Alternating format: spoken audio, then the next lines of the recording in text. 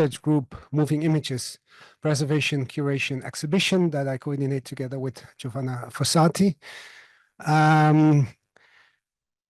Today we have the book launch of The Future of Memory, written by Jimi Jones and Marek Jancovic. They will present during the first half an hour the book. Then we will have a conversation where Sam Yang, who's a digital registrar at I, will also join the conversation. We will have a little break during, in the middle of that conversation. There's coffee and tea outside. Hopefully it's still warm at that time. So we should not talk too much before that break. Then after we continue speaking about aspects from the book and how the book has been published, the publication process. And we finally have a discussion. Any questions that you may have can be raised during that discussion. If there are urgent questions of clarification, then you can raise them in before. So I would like to briefly introduce the authors and the speakers of today. Jimi Jones is adjunct lecturer of Library and Information Science of the School of Information Science, University of Illinois, Urbana, right? And Marek Jancovic is assistant professor at Media Studies, Vrije Universiteit in Amsterdam. I'm very happy that they are here, and probably you will say something about it, and if not, then we will later come back to that in the conversation. But if I'm not mistaken, it was in 2019 that you met here during the research group meeting. Still, it was before COVID. So the project kind of grew or emerged in that encounter here, and so it's an honor to have you here 6 years later to present the result, the book. So I give the floor to them, and again afterwards we will have the conversation. We start about talking about how the project came into being, and then after, let's say after an hour, we will have a short break. Thank you. Thank you. Well, yeah, okay, great. All right. Hi there, I'm Jimmy from Illinois. Thanks for having me here. As Floris was mentioning, it's a little wild to be back here 6 years later where this all started. I was here in 2019 to talk about my dissertation research, which is part of the germ of this book. And that's where I met Marek. So it's kind of wild 6 years later to be holding this artifact of our work in my hand. All right. So what is the book about? The book is about three main things. First, it's the history of the development of 4 format standards for digital video preservation: JPEG 2000, MXF, FFV1, and Matroska. A discussion of the concepts of loss and losslessness from a media historical perspective. That's largely Marek's domain. And a focus on the politics, practices, and people in the archive. If the first bullet is largely my dissertation, the second is largely Marek's, the third is really where we meld a lot of theory and practice together in a really good way, I think. One of the things that's kind of a theme through the whole work is, why do archives, museums, and libraries choose to preserve video in this format and not that format? What are the things that underpin the decision to use MXF or Matroska or FFV1 or JPEG 2000? What are the politics involved in it? What are the resource constraints or latitudes that inform those kinds of decisions? And what is the purpose of standards? Standards, among other things, enables interoperability across the devices, institution, time, and people, right? It's one of the ways that we convey information between each other and into the future, which is one of the things that the archive does. And we argue, I think successfully, that standards are social, political, and ideological constructs. They shape how memory is preserved, accessed, and understood. One of the things I tell my students is that, among other things, archives are the raw material from which history is constructed. And so decisions about how things are preserved and conveyed through time are extraordinarily important, not just to the now, but to the future. Why now? Why this conversation now? Audiovisual archives are undergoing multiple transformations, needless to say. Lossless video storage has become feasible computationally and financially. You know, I've been in archives for 25 years, and 20 years ago, the conversation was really dominated by discussions of uncompressed video. We wanted everything to be uncompressed. It's the best thing we could do for the historical record. We very quickly found that that eats up a lot of storage space. It takes up a lot of resources to retain things in that way. But fortunately, lossless storage becomes feasible, largely with the tools that we're talking about, JPEG 2000 and FFV1. Libraries and museums now also have to figure out how to store video, so it's more than just the archive. The use of open source technology has become widespread, and the ability for people who use these standards in archival setting to adopt and adapt them. There's more knowledge about how to do that. For the first time, archivists actively shape the formats that enter the archive. We are acting upon them ourselves. They're not just hand-me-downs from, for example, cinema and broadcast domains, right? And new players have entered the field. It's not just film producers and TV broadcasters, but also film pirates, which is, I think, a very interesting part of the conversation in the book. Software companies, hardware manufacturers, browser developers, coders, amateur coders, etc. One of the ways that we constructed the oral history component of the book is with over 30 interviews across Europe, North America, Nigeria, Ghana, and Malawi, with people like archivists, standards developers, preservation experts. One of the things that's great about archivists, especially now, is that we write a lot and we talk a lot. We talk a lot on email listservs. We talk a lot on forums. We talk a lot in professional settings. And so it's relatively easy now to get under the hood and see how these conversations are taking place and how these tools are being made. So we had site visits to places, for example, Indiana University in the United States has done a gigantic digitization initiative that they just wrapped up about a year or two ago, I think, for the better part of a decade. And that was a really rich site for talking with people who were using the tools and adapting them, but also going to conferences. And part of all of this is to underpin what we call a praxeological approach, where we want to study the standards through everyday archival labor and make that labor transparent. The labor itself, a lot of times archivists are kind of like special effects people. If we did our jobs right, you'll never know we were there, right? We're kind of invisible in some ways outside of like conferences where we buoy each other up and remind each other why we do what we do, right? And like people in this room. But one of the things that we really wanted to see with this book is to celebrate the work of people whose work often goes uncelebrated. Do you want to take this part? Thanks, Jimmy, and thank you also to Flores for the introduction. Right, so let's talk a little bit about what actually a video file is, right? Because we've been talking about standards and compression and containers. That's what the entire book is about. When we talk about video formats, people often refer to two different technologies. So video compression, or the codec, which makes the video signal smaller so that it can be stored or transported more easily. And then the other one is the container format, which essentially packages different types of content into a self-contained single file. And so you can have different video streams, for example, different camera angles, or multiple audio streams, different language dubs, different audio mixes, captions in multiple languages, still images, like the cover of the DVD or the Blu-ray, and other types of metadata. And it's very useful to an archive to be able to move these things together in one self-contained package. And that's what a container format does. And in principle, the compression codec that makes the video smaller and the container format are independent of each other. But in practice, not all combinations of compression and container are compatible, are possible. So in video preservation, video files compressed with the so-called JPEG 2000 codec are often stored in MXF containers.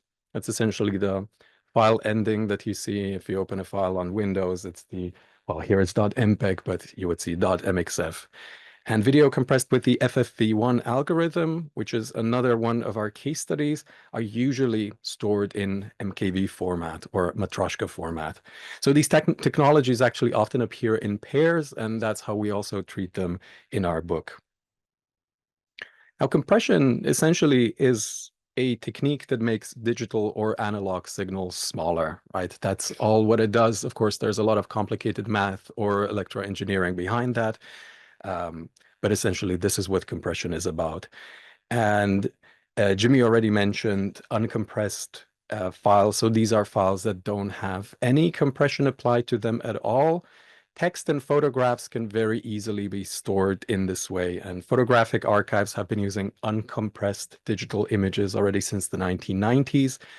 But moving images are a totally different beast because one single feature-length film is about 100,000 still photographs, right? So if you just have a couple of films, you already have more still images to preserve than most photographic archives on the planet.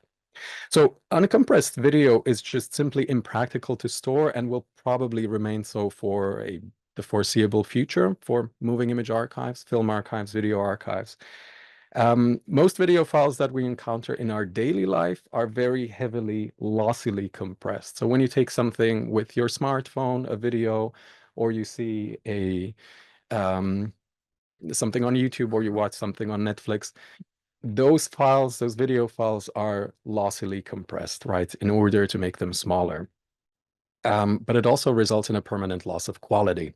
And this is something that is very undesirable in a preservation setting, right? You don't want to lose visual quality. You don't want the essence of the file to be changing if you want to preserve it for posterity for a very long time.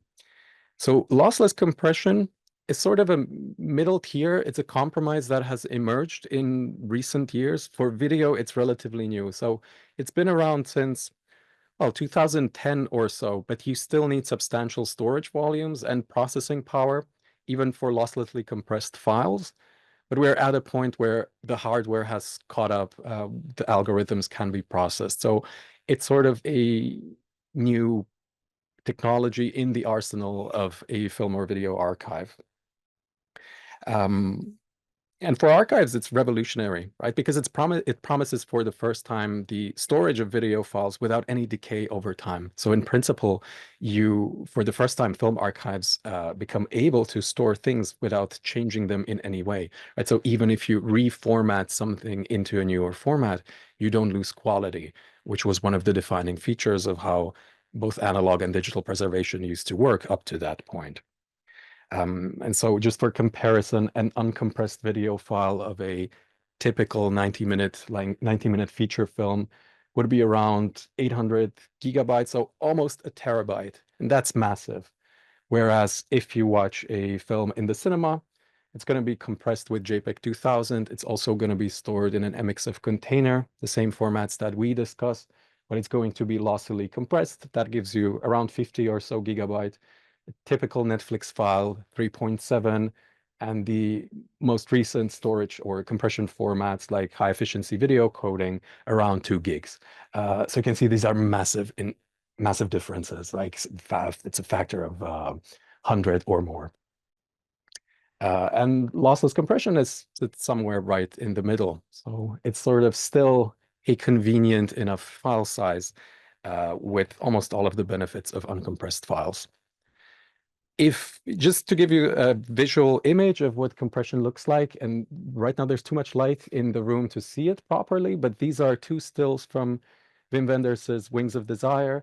One is from the Criterion Collection Blu-ray, and the other one is from a pirated file circulated online. If we turn down the lights a little bit, you would see, but I think you can recognize it, that this one is very, very pixelated.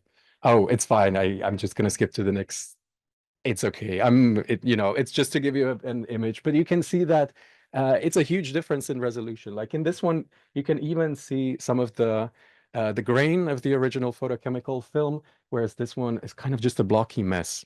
So these are the effects that compression can have, especially in these types of scenes where things move very fast camera panning, and so on. So what we've seen in the last 15 years is that two format pairs are emerging as the dominant technologies in audiovisual preservation. And you could consider them polar opposites of each other. On the one hand, we have the MXF format, like we've mentioned, often used in conjunction with JPEG 2000, which originates in the world of American TV broadcasting. These are formats that were used in TV production in the late 1990s, early 2000s, and then became part of Hollywood's digital cinema initiative in the 2000s as the media industry was transitioning from analog to digital workflows. And these are formats with a proper pedigree, right? These have been standardized and sanctioned by all the important standardization bodies. So the International Standards Organization, the SMPTE, which is the American Professional Association of Motion Picture Engineers, the ITU, the International Telecommunication Union. These traditionally function as the gatekeepers of format standards in the media industry. And it was due to the influence of the American media industry that the Library of Congress also chose this format combination as the target format for digitizing video material. And for decades, that was the normal order of things, right? The media industry develops technologies, technological standards, and provides materials for archiving. And then the archives deal with whatever they receive, right? They need to figure out what to do with that stuff and how to preserve it. But in the last 10 years, something strange has started happening. Media archives in Europe, not exclusively, but the first being actually the Austrian audiovisual archive, gradually started storing their audiovisual collections in completely different formats. And one of the combinations that has emerged is compression with FFV1 in the so-called Matryoshka container. And these formats had not been approved by any standardization body. And for outsiders, it may be difficult to appreciate how controversial that is. But archivists who presented about this at conferences were laughed at, taunted, even threatened, right? So that's how serious format matters are. And it's this opposition between this traditional by-the-book standards and non-standard format technology that our book taps into, because these formats also turn into proxies for two completely different worldviews. So on the one hand, it's this confidence in established industry practices, and on the other hand, it's an experimental mindset, right? And what this means is that format standards also begin to stand in for concepts like openness or freedom. There's a certain ethics behind the decisions being made. So it's not just a technical issue, it's also an issue of ethics. And this can teach us a great deal about larger reconfigurations that are taking place within the media industry. Jimmy, would you like to say something about MXF and JPEG 2000? Yeah. So a lot of where this started was when I worked for the Library of Congress for a few years, and this was in 2010 to the end of 2012. We were investing very heavily in using MXF and JPEG 2000 for high quality preservation copies of video that we were digitizing, magnetic tape video. One of the reasons why MXF was preferred at the Library of Congress was because it came from SMPTE. It was a SMPTE specified standard, Society of Motion Picture and Television Engineers. American television broadcasters in the 1990s realized that TV broadcast was moving from the analog tape world into a file-based world, from production all the way to over-the-air broadcast. And they knew that they would have to devise some kind of a good container for the video and audio objects that they were creating digitally that could allow for very robust metadata that would make a file self-describing.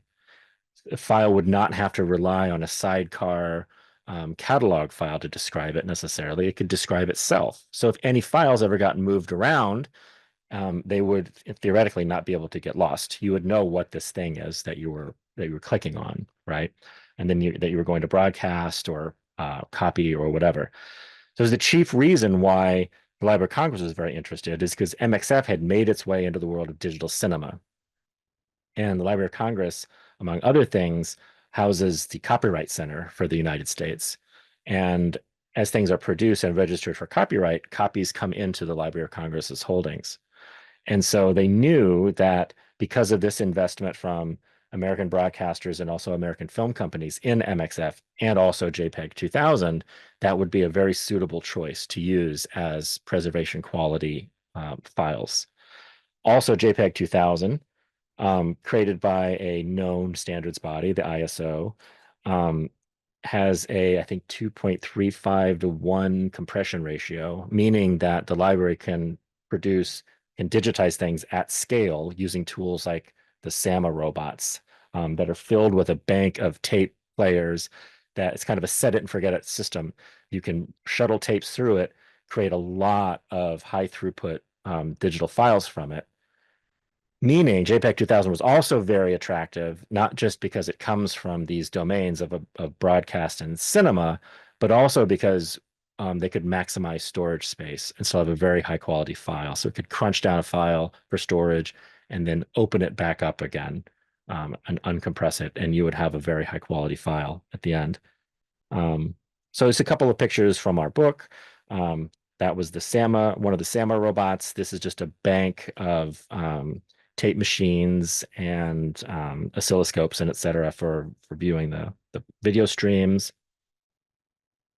But while I was there working for the Library of Congress, for our federal agency's Digital Guidelines Initiative, or FADGI, which was a multi-federal agency working group, still going on, we would have meetings every month or so where we would talk about developing a document that described how MXF and JPEG 2000 was used for the library. It would kind of put guardrails around what is an LOC compliant file and what is not. So kind of de facto standard, although we didn't use that term standard. And in one of the conversations very early on, we were talking about MXF and JPEG 2000 and our choice to use it.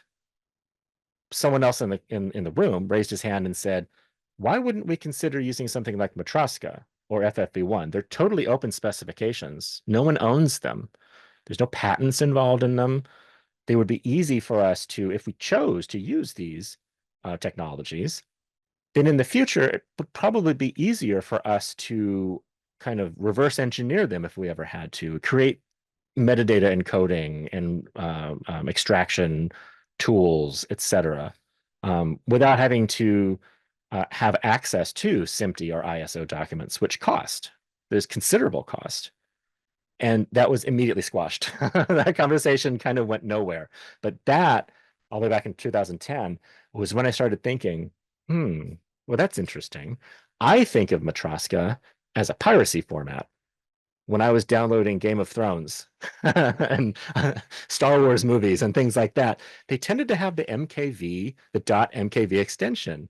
So I was in the room thinking, wow, wouldn't that be interesting if the American Library of Congress used something that is so used in piracy, which, by the way, was part of why that conversation went nowhere. So that tension there, I was just like, well, I suppose it's unsurprising that the Copyright Office of the United States would not want to use Matroska, but I'm going to come back to that someday if I ever want to do some research. So years later, when I did my PhD, that's where I started thinking about that tension between the kind of the hand-me-down standards that we were using and these kind of bottom-up standards that were developed by coders and then over time started being developed as serious standards like they are today by the Cellar Working Group.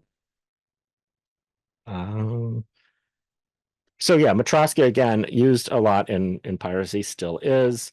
One of the conversations I had at Indiana University, who chose to use Matroska back in like 2011 or 2012 when they started doing their digitization initiative, they started talking about, well, what do we want to use to align ourselves with the open source communities?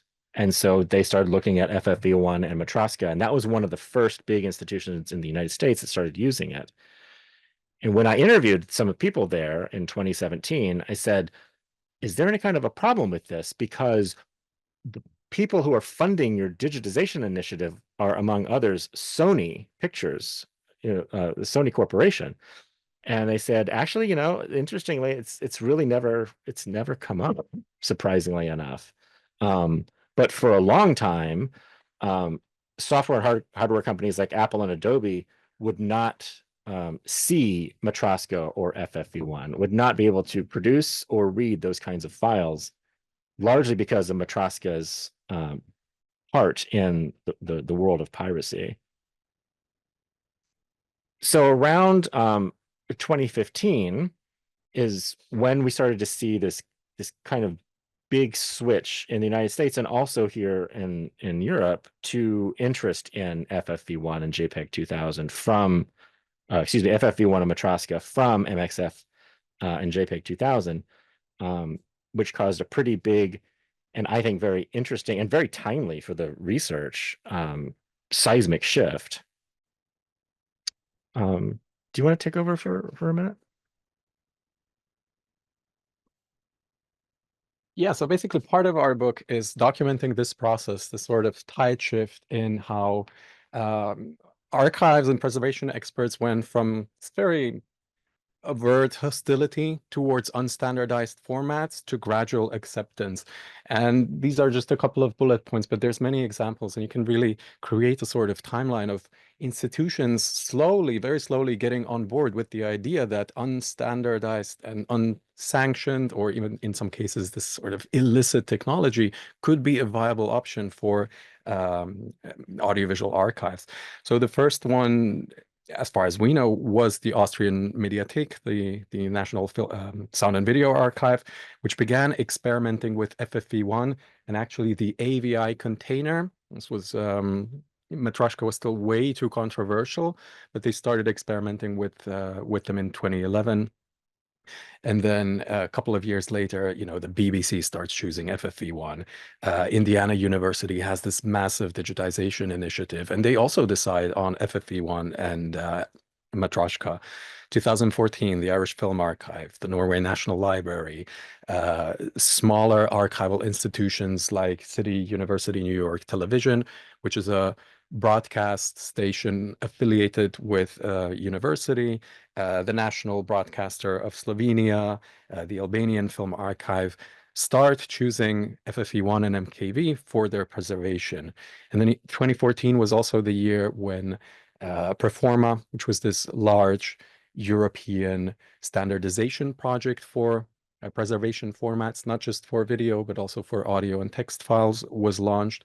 That then resulted in a couple of online tools that have become quite popular. But part of their goal was also to try to develop standard specifications or reference implementations of these formats. And so finally, not even 2 years ago, FFV1 and Matroska were acknowledged as preferred formats by the Library of Congress. And for many archivists, this was the conclusion of more than a 10-year-long format war, and also a great victory for the open source community, because the Library of Congress is, of course, one of the largest libraries and archives on the planet, and also the guardian of American cultural heritage, which in the context of American audiovisual media mostly means commercial cultural heritage, right? Hollywood. So our book documents this unprecedented process and also shows the work that was needed in order for this to happen. For a vagrant format like FFV1, which really was developed just out of sort of a hacker culture. It was described in an obscure Russian document, and then Michael Niedermeyer, the Austrian developer of FFmpeg, which is a very common tool for transcoding video. It's used all over the world. YouTube uses it, right? When you upload a video from your phone to YouTube, it's going to use FFmpeg to transcode it. But it became embedded through Michael's work in FFmpeg. And then Matroska, the MKV container, was also similarly developed by just a guy, Steve Lom, who's a very geeky, very cool, very friendly guy. I really enjoy talking to him. And one of the interesting things is that it was developed in an environment of political critique. So Steve was collecting videos of French political campaigns at that time in order to sort of expose all the misinformation, the fake news that was going on. And he found that there wasn't any suitable container for storing all these video files. So he created his own. And then he posted it online. It started circulating through internet relay chat, and film pirates sort of caught on, and it became super popular. Why? Because it's very useful. This ability to contain multiple subtitle streams, multiple audio streams in one file is very useful both to film archivists and also to film pirates. But it's extremely unusual that a format is born with this sort of weird history of political critique and then enters the formal process of standardization. So that's quite unusual. And both of them are currently still in the process of becoming standards. So they are not standardized yet, but hopefully soon, should happen any moment. And one unusual choice was to standardize it at the Internet Engineering Task Force, which is the standards body responsible for internet standards. This is unusual because the normal gatekeepers, we've already mentioned it, for everything related to media, for DVD standards, Blu-ray, etc., projectors, digital cinema. Normally, that's the SMPTE and the MPEG committee, which is a working group within both the International Standards Organization and the International Electrotechnical Commission. So those are the organizations that typically tend to develop media standards. This was a very conscious decision to not go to them, but to develop it at a different standards body. Because IETF standards are free, they're also license free, so you can download them for free, but you also don't need to ask anyone for permission to use them, and they are completely open. They're also democratically and transparently developed, which means that in principle, anyone can participate in their development. It's not a closed doors meeting of a committee like the SMPTE, and you can see all of the conversations happening online. One of the questions behind this decision was, does an internet agency understand the needs of audiovisual archivists, though, right? So this was a point of contention among the people who participated in developing the standard. Now, just to summarize some of the principal findings of the book, the cost of ISO and SMPTE standards or standard specification is perceived by many audiovisual preservation experts as a barrier to their work, right? So this can be thousands of euros for a single standard. And if you need to download 3, 4, 5, 6 specifications, right, because this is a sort of chain of standards that refer to each other. If you're an archive in Malawi, you don't have the money for that, right? That's just inaccessible. Even many European archives would find this too much.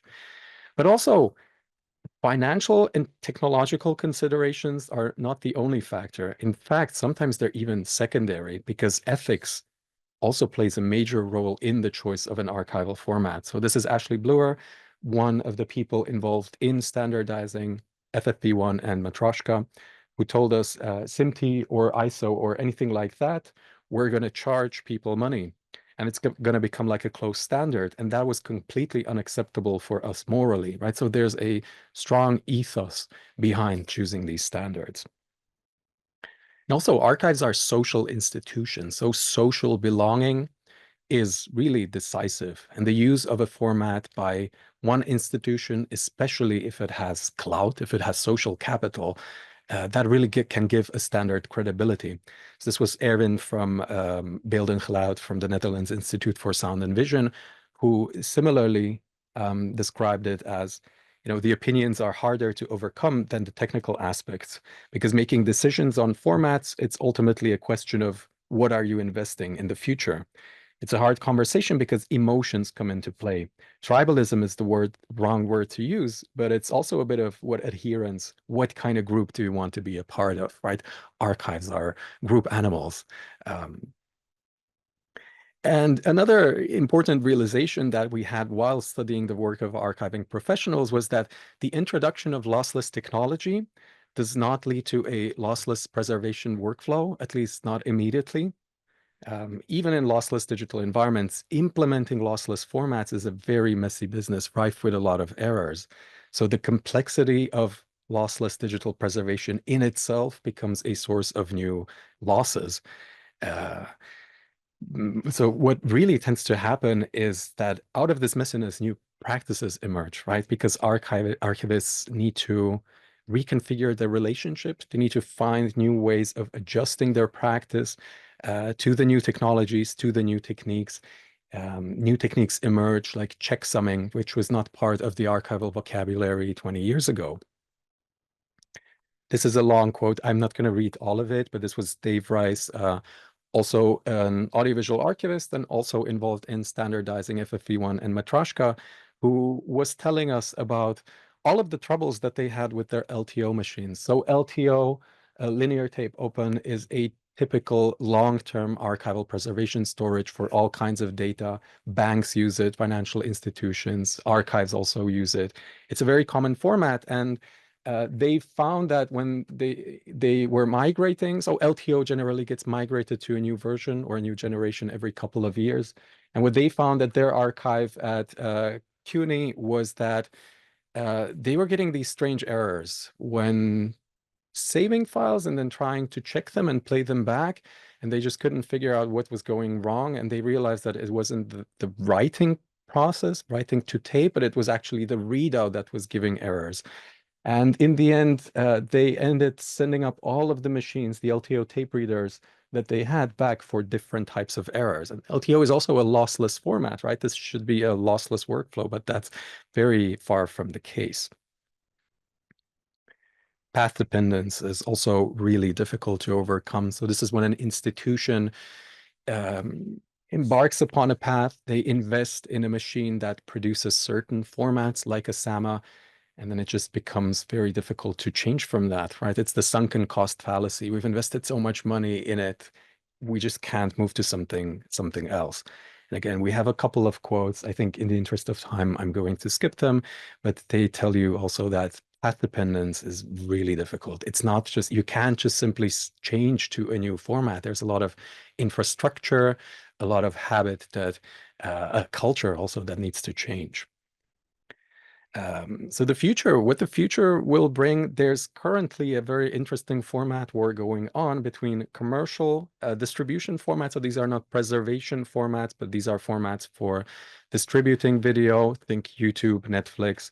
And again, we're seeing a format war taking place between the VVC format, so again, MPEG, ISO, ITU, these pedigreed institutions, versus American tech companies, Amazon, Netflix, Google, but also nonprofit organizations like Mozilla, right, of Firefox fame. And that's a very interesting alliance, right? A nonprofit organization, very interested in privacy, banding together with American tech companies in order to develop an open source license-free video format standard, AV1, which will probably win, I think. Open source also no longer equals nonprofit. So one of the starting points very early on in the book was our assumptions that the sort of rivalry between open source technology and standardized technology would map onto for-profit versus non-profit, but we've realized that that's not the case at all. So Google, for instance, is a member of the MKV working group. Yeah, it's very gray. So perhaps 20, 30 years ago, this might have been the case, but that's no longer the case. And also we've seen these big new unexpected alliances and shifts, reconfigurations taking place in the media industry. So archives and pirates forming a really strange, unusual, unexpected alliance with each other, or like I just mentioned, nonprofits and giant tech companies. And finally, I want to wrap up, this is our last slide, with the gendered colonial technopolitics of archival standards. So something that we talk about and address in the book, but not so much in today's presentation, is the question of gender and also the technopolitics, the global technopolitics of standards. So we've spoken to a handful of archivists working at different institutions in Africa, and some of whom told us that format standards can also reflect colonial legacies and Western dominance. So some of them really perceive these standardized technologies as a form of neo-colonial power. Oftentimes, many standards are inaccessible or really impractical in the global South because you need computing power that the archive doesn't have.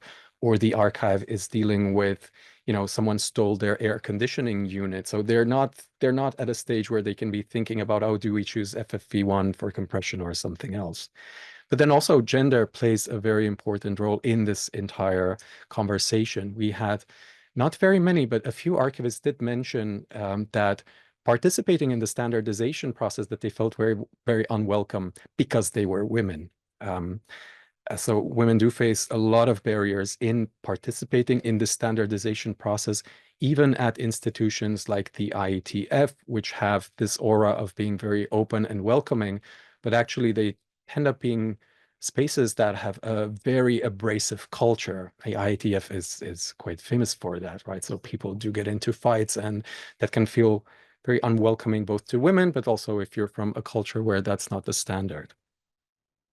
So that's our last slide, and I'm very much looking forward to the conversation. We have a slide with our bios, but Floris already introduced us, so thank you for that. Thanks, everyone.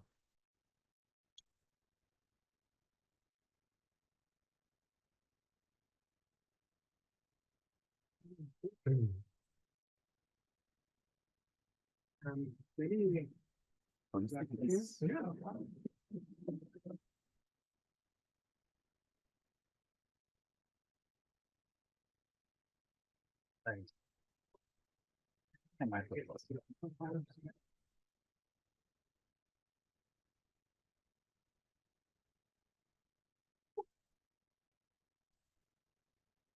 One is longer if you pass it to Sam. Thanks. Well, just do Oh, behind. All right, very good. It's ready to go back.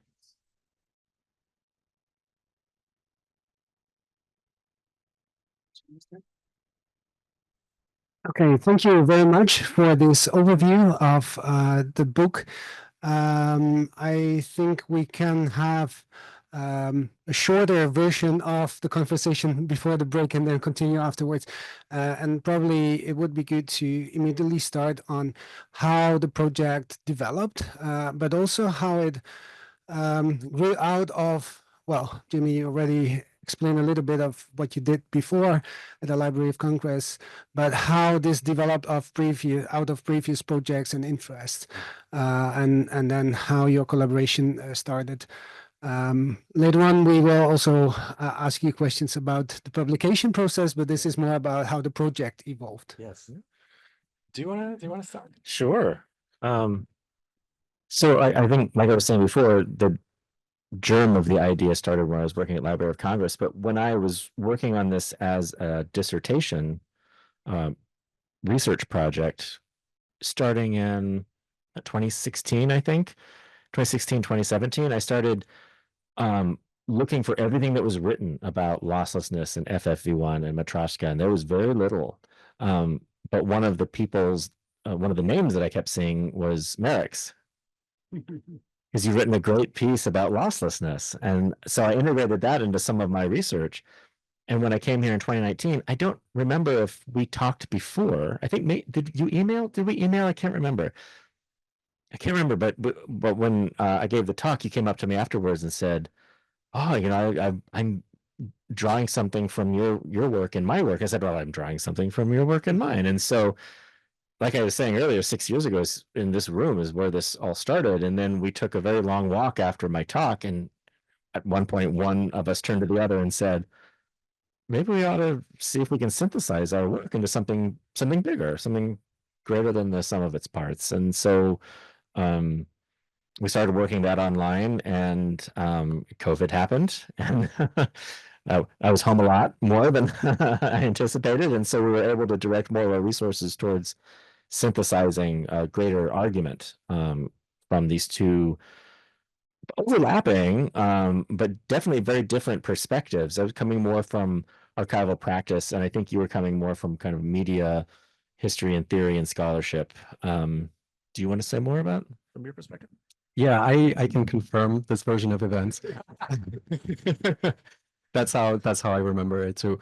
I was working also on my dissertation on video compression. So I was a PhD student, and I was also a guest member of the ASCA group.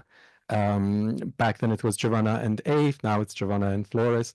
And indeed, I had read, I think, Jimi's dissertation, which might have been published by that point, or just about, yeah.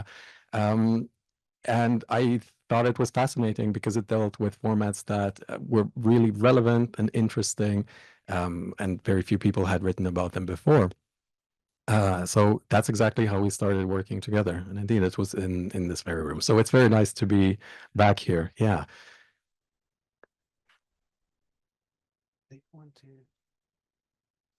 So are we going to jump straight into the book or still? Yeah. Okay. Yeah. Thanks you two for the book. I read the entire thing and I was really moved because it really touches upon a lot of things that I did at work, because at work I really have to deal with both, let's say, preservation copies and viewing copies. So it involves both, lossless compression techniques and lossy ones, especially when you make a viewing copy, right?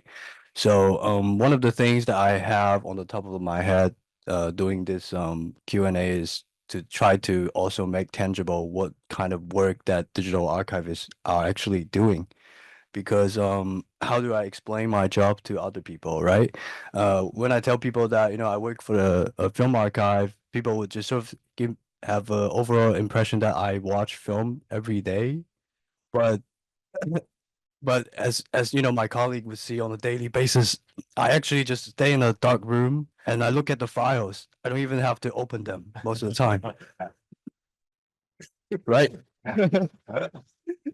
Yeah, so but it's to me this dimension of experience that is so understated, and I think it was super much highlighted in your book, especially on chapter 1. One of the most intriguing part about one of the point made in the book was when I think, Marek, you were interviewing Anne, and Anne mentioned this entire idea of, digital objects needs to be constantly touched. And, it's whether it is just a checksum or it is something that, you plug in the hard drive and you start it running, touch in a very general sense is actually something so relevant to think of in film archiving, right? And to me, my critical point is always that, nowadays we like to appreciate the tactile experience of handling, analog film prints. You wind the film into a viewing table and then you see light going through the film, and then you can speed up, you can slow down. So it's super easy and it's super tangible and super obvious to sort of speak of the materiality and the touch of analog film materials. And my question is precisely about, what was the conversation with Anne like? Because it seems to me that it you sort of more or less come to this realization that, there's actually an important point to make in digital archiving, which is about this embodied, more or less intimate, and even, I would say, phenomenological aspect to digital archiving. Yeah, so I think both of you two would have a lot to say about that. Thanks. Yeah, thank you. That's a great question. For that conversation with Anne was really eye-opening to me, because there's so many wonderful sound bites in that interview that I wanted to use in the book. It the way, it reframes the conversation around tactility, and this is really something that stood out to me in that interview, is precisely how often the sense of touch comes up in that conversation, even though we're talking about things that are not touched directly, like a film can is, or like a film print is. And yet the body sense of touch and tactility, it doesn't disappear. It's still in there. And it seems to me that many archivists prefer to still conceptualize that their work in these terms of, in terms of handling files by touching them frequently, by, calling them up from the tape robot and checksumming them. Even though those processes happen in a computer, there is still a tactile quality to them, or at least we can understand them as such. And that's a very wonderful way for me to think about preservation, whether it's photochemical film or it's digital video files, because it's a different way of thinking of it, right? You're not necessarily thinking in terms just of these dry standards and sort of, these very formal documents that lay out procedures and guidelines that tell you how you should be doing things. It's a much more organic, much more natural, much more bodily way of encountering those objects.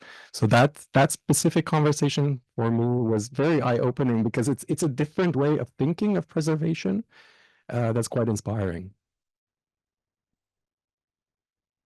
Yeah, sure.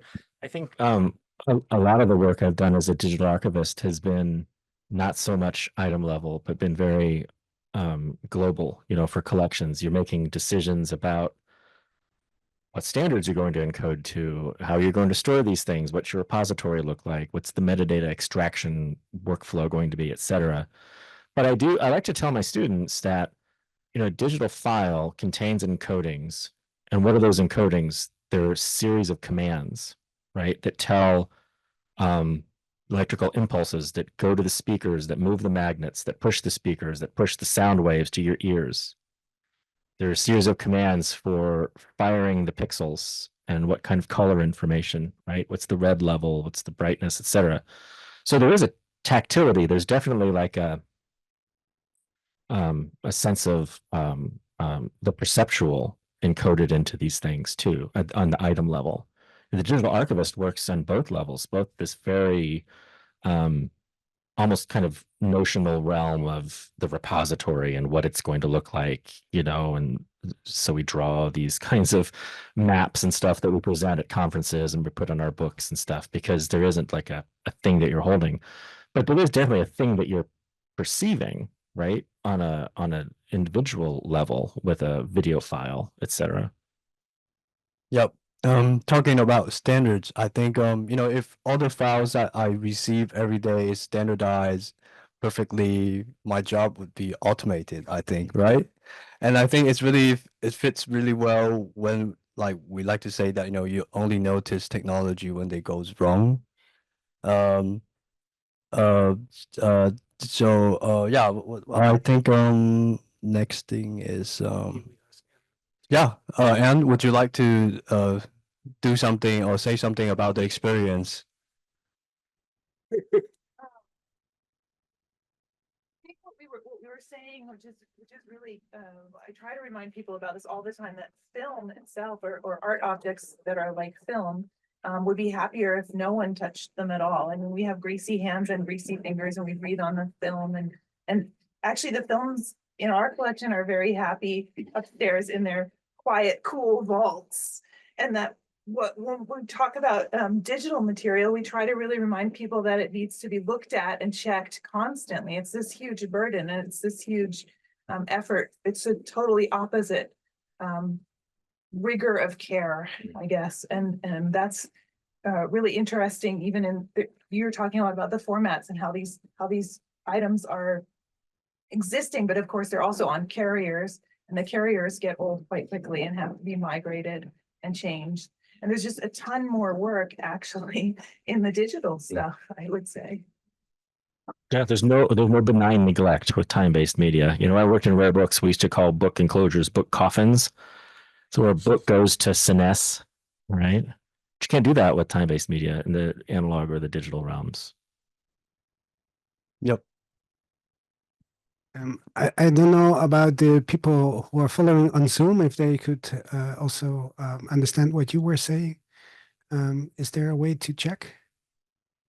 Yeah, thumbs up. Yeah. Oh, good. Projection room. Yes. Yeah. Good. Yeah, that's fine. There was a thumbs up. Yes. Okay, good.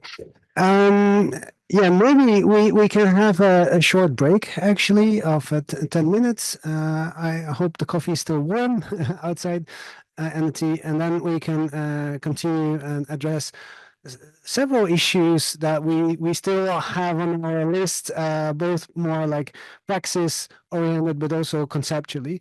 And of course, we would like to know about the publication process. Let's be back in 10 minutes. Okay, welcome back. Yeah, I think we can just jump straight back to where we ended, which is about this entire discussion between, data and perception. Because, if data is flawless, data is standardized, you don't need perception at all. You don't need human, theoretically, right? But it always goes wrong at some point in time, and human has to do the intervention. So there are many of these, situated encounters in your book. And for example, you also wrote about the fact that, archivists has to use human eyes to identify the correct color space, for example, of a video, or the role of the individual archivist memory as the most accessible way to find a film. So there seems to me a very specific relationship between the digital archivist and the file they work with. And it has to do with not just perception, but also the memory of perception, which means that, you remember seeing it some week ago and now you can find it immediately. Yeah, so the introduction of these lossless formats really sort of reduces the workload that we have or the time that we have to spend looking at these files, because for example, in the archive we don't we preserve stuff as DPX sequences, right? And if you handle DPX sequences, you don't really get to look into what the files look like, because either you have a computer that is not computationally expensive enough, or you don't have a good enough monitor to actually see what's so good about the DPX images. But as you noted, and I think it has been really a main line of thought in this book, which is that our understanding of what is lossless is always so messy and so contingent, and then always constantly changing based on, what is the technological state of art. For example, now we have emerging technologies not only for lossless compression, but also for lossless digitization. And in the book, the example being, spectral scanners. They were sort of like giving this promise that, you can digitize everything in a much less lossless way than, let's say, a normal RGB 3-channel digitization. So that's my critical question. That's something that I really think we have to take a step back and think about these sort of proposals. Like, when we are digitizing something, aren't we already at a loss? Is there really let's say a huge difference or a qualitative difference between, the analog film material and the stuff that we inject, the stuff that we digitized, right? And that's the first question, but I would sort of throw a bunch of questions so that we can sort of think of how to respond to that. However, mathematically precise, how dense in terms of the bit rate, or how many channels of wavelength digitized materials appear, and I would emphasize in perception, very much never identical to the actual film print. So by going for both, that seems to me the technological state of art, which is that we are going for both lossless capture, which is lossless digitization, and lossless storage. The final question I would say is, are we going to really produce some kind of lossless memory as well? So that's the final question, just to wrap this sequence of thought up, is that in consideration of the implication of the lossless, is there any space left for perception in the future of memory? Yeah, thanks, Sam. Should I get started with this one? I think you should start with it. Yeah. I think Yeah. it'll take a minute. So I think thinking about resolution is a wonderful example of how to unpack this question and how to begin addressing it. Resolution in archival discourse is changing all the time, and the ideals of what counts as like enough pixels to represent an analog original. The goalpost is constantly moving. So in the early 2000s, 2K was enough. People thought like, oh, 2K is an ideal and perfect representation of the grain of the film. Like, the film doesn't have any more resolution. And then 4K scanning technology was developed, and suddenly, 4K was the new ideal, right? So you had to scan in 4K, because otherwise you were still losing some data. Now we have 8K scanners, and there's 16K scanning technology being developed. So this idea of how much is enough, at some point RGB level scanning was enough. Now you have infrared, you have new spectrals, you have Bayer arrays that are getting more and more complex, matrices that are getting more and more complex, color spaces, multiple levels, layers, etc. So that conversation is always evolving, and it's also something that we mention in the book, that losslessness is really just this horizon that keeps receding the closer you get to it. It's like the end of the rainbow, and the leprechaun waiting at the end of the rainbow. It's never there because it just keeps receding. But one of the new aspects of this conversation that you wouldn't have had 15 or 20 years ago is this idea that the environment and the environmental costs of preservation put a hard limit on how far we want to take it, right? And this is a new conversation that archives have been having.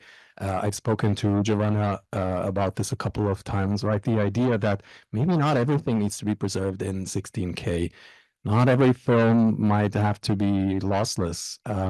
Maybe there are situations in which 2K is enough for this particular collection or this particular cohort of materials. Maybe lossy compression is fine too. The Netherlands Institute for Sound and Vision, they store their video files in a lossy codec because that's what their clients want. And their clients are mostly broadcasters, production companies. They work with lossy formats. They can import them directly into their editing suite when they want to use archival material. So that's what the archive uses, right? It has a slightly different mandate than the Filmmuseum, of course, a different preservation policy. But also, for an archive in Malawi, they also store files in just MPEG-4 containers, lossy MPEG files, because again, those are the files that their clients can work with, and their clients are mostly historians, people interested in the history of Malawi. They won't know how to open an MXF file that's 3 gigabytes. First of all, the archive doesn't have the storage space for it, but also their clients don't have the infrastructure or the knowledge or even the need to open those kinds of files. So one of the answers to that question is that this idea of losslessness is constantly shifting. It's constantly, the goalpost is constantly moving further and further away. But what we see also is certain hard limits that are emerging that are external to the archive, such as the environmental cost, the cost of electricity, the cost of storage, memory, the e-waste that all those enormous files generate. So that's very interesting to see because 20 years ago, you might have assumed that these resolutions and scanning technologies will just keep getting closer and closer to some imagined original that is maybe there in that analog object. I don't know, at some point we get to the molecular level or the atomic level and scanning the individual atomics, the atomic structure of the entire film print. It's not completely preposterous to imagine a future like that, but I feel like we have other problems that we need to deal with before we can get to that point. And the other part of the question was the phenomenology of the body, right? The way the body constantly keeps being present. And again, that was a conversation that I had with archivists here at the Eye, who told me, like, film production companies constantly deliver files in the wrong color space because color spaces are difficult. They're very confusing. They're difficult to work with. So a lot of times when a production company delivers a DCP or whatever, their TIFF files, they're in the wrong color space. And it's not a machine that's going to fix it. It's just a person sitting somewhere there probably in this building who's going to look at it and they're going to tweak the color space until it looks right. And I feel like that sense of aesthetic discernment, we're still very far from machines being able to emulate that, or even detect that there's something wrong. Of course, there are certain things that are outside of human perception. One of the examples that we give actually in the book is FFV1 error correction, right? Where you really need to look at a histogram or you need a frame comparison, because if the data gets corrupted in one frame, FFV1 has inbuilt error correction, so it can mask it, which means if you play the file back, you wouldn't see the errors. You can only see them if you mathematically compare the frames to each other. So that's also, there you diverge from human perception. That's something where a machine can tell you, oh, there's something wrong in this particular block of the frame. But at the same time, there are also situations where you do need the human archivist to either look at the wave and see like, oh, something is wrong with the red levels, or whatever.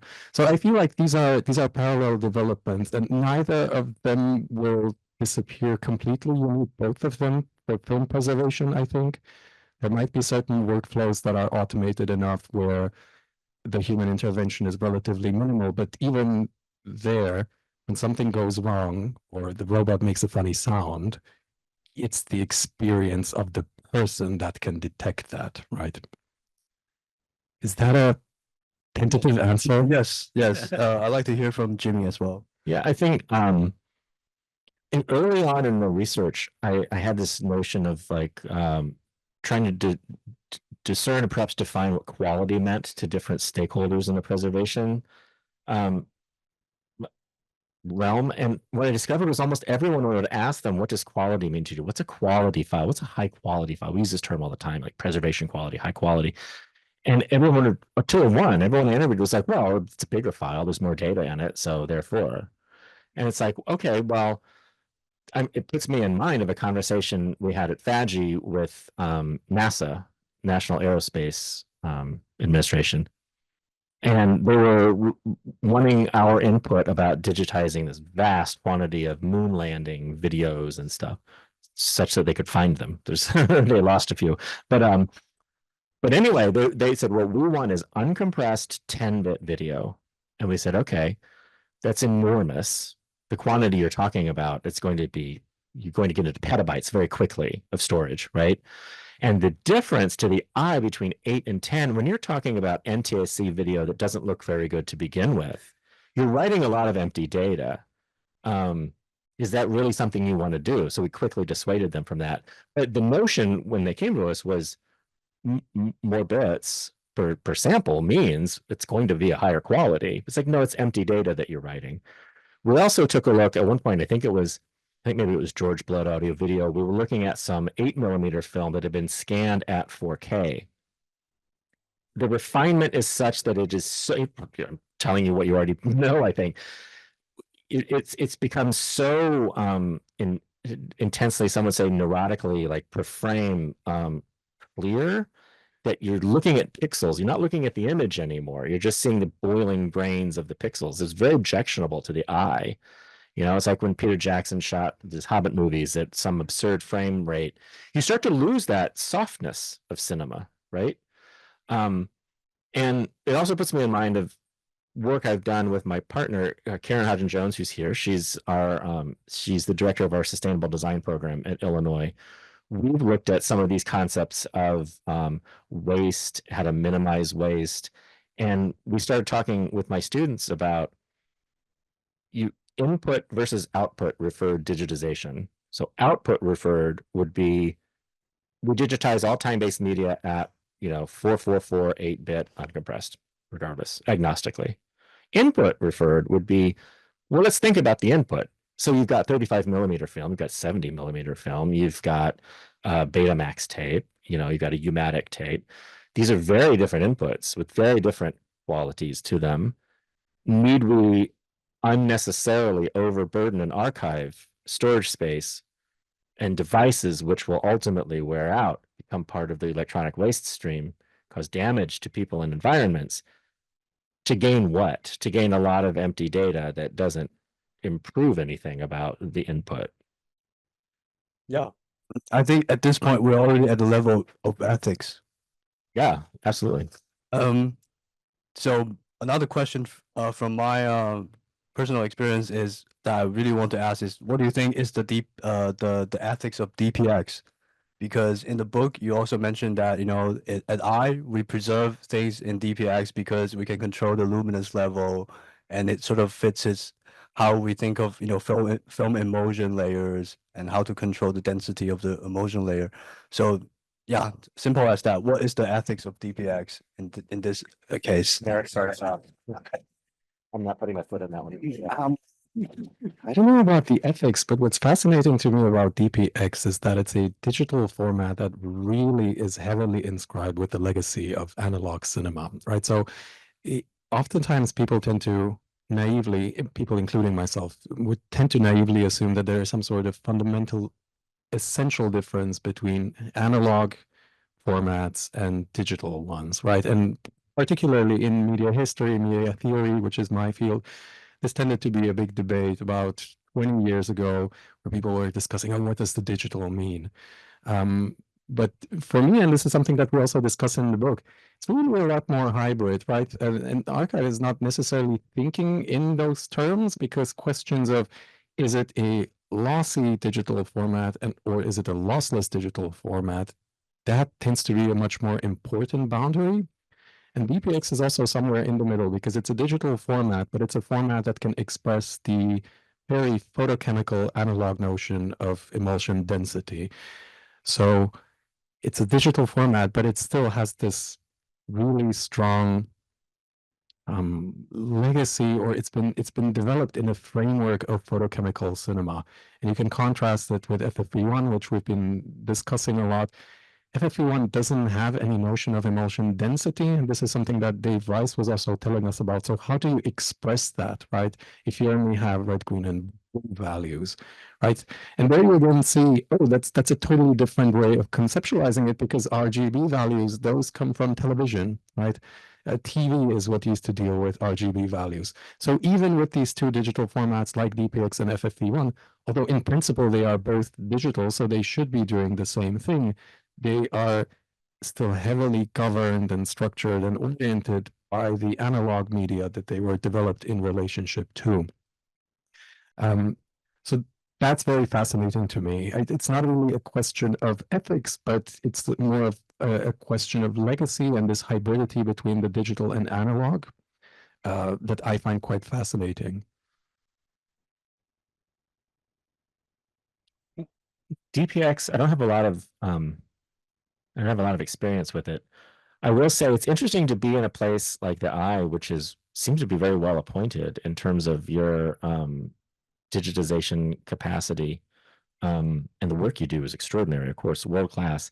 Most of the places I've worked, Library of Congress aside, are so resource and time and staff constrained that these conversations, while very important, exist on an academic level that is outside of the grasp. Which is to say, we're just desperately trying to get the data off of these tapes before they break down. But in keeping with some of the themes of the book, this is one of the ways that we get a certain path dependence, right? With smaller institutions, which want to align with larger institutions that have the time and staff and resources to have these kinds of conversations, right? In 2012, Dave Rice and I wanted to put together a talk for the Association of Moving Image Archivists about what were we calling it? Alternative encodings. Basically, it was, let's talk about FFV1. Let's talk about things other than JPEG 2000. And the note we got back from the people who were putting together the conference said, your conference talk has been rejected because everyone's just going to do what LOC does. This is in 2012.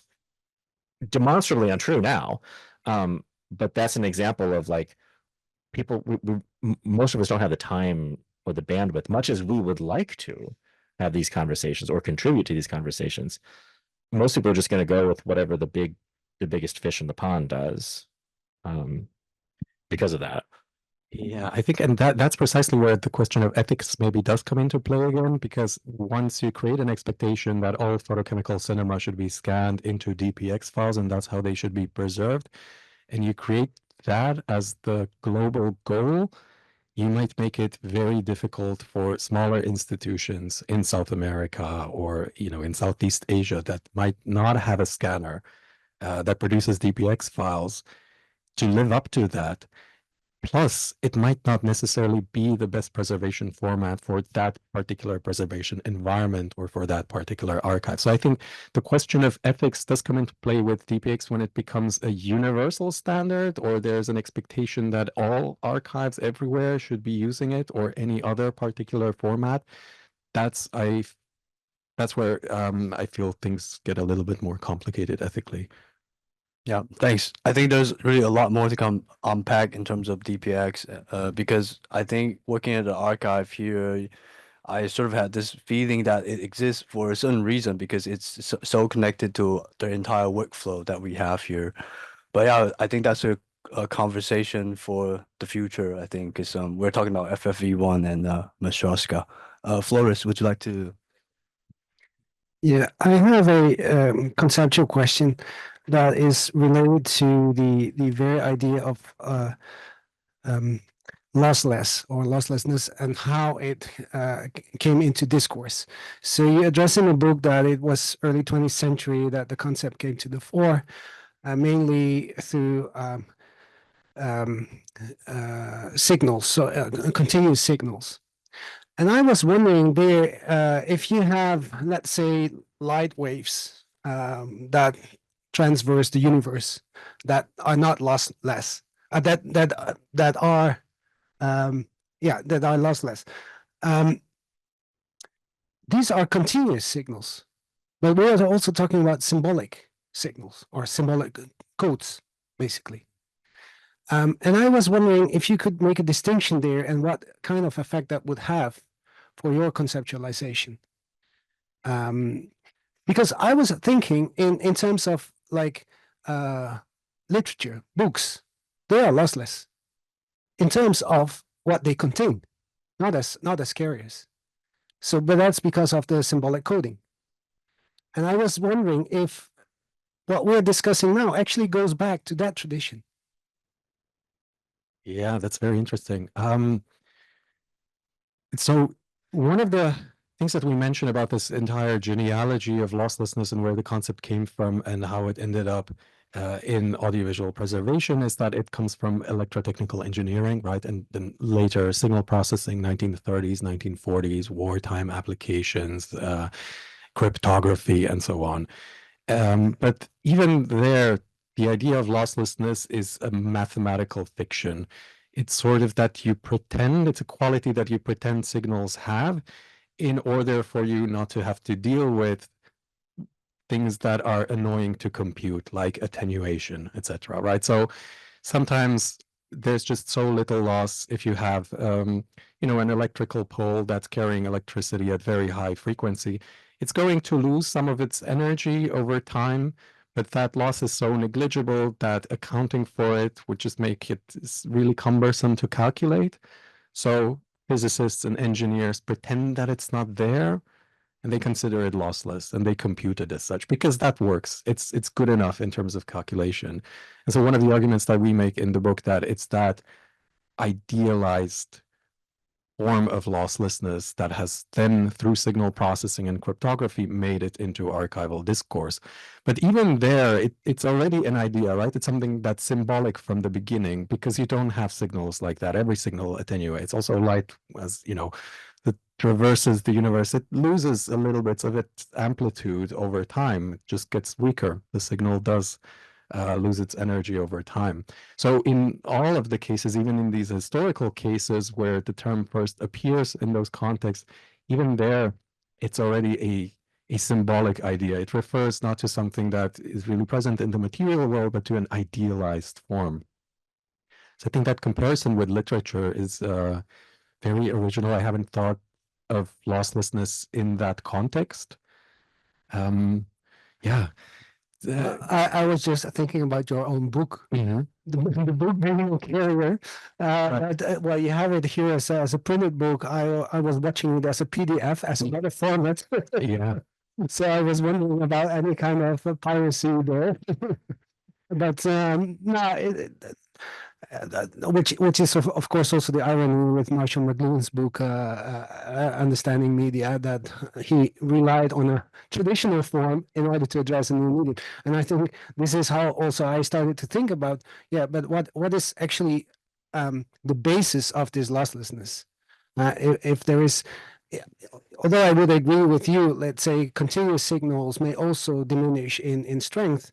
There is a distinction, I guess, between discrete information codes or symbolic information Mhm. and continuous, like electricity, continuous current. Mhm. But maybe that's more of a an afterthought to the book. I don't know if you to pick up. I'd like to pick up on your remark because I think this entire discrete continuous distinction is how we sort of think of what is digital, right? So like digital is discrete and analog is continuous. So this is the notion that we have been relying on for many, many years, especially in discourse of media archaeology, I think. Yeah, that's just a remark. Do you have anything that Yeah. you'd like to say? I do want to interject. I think that I don't think that a book is a lossless object at all. There's a considerable amount of loss between here and what I write, and then what you perceive from what I write.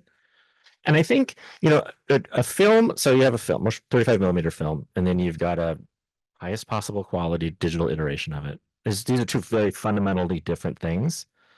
But you're fooled into thinking that they're the same thing because because we think so much about the content and not the carrier, right?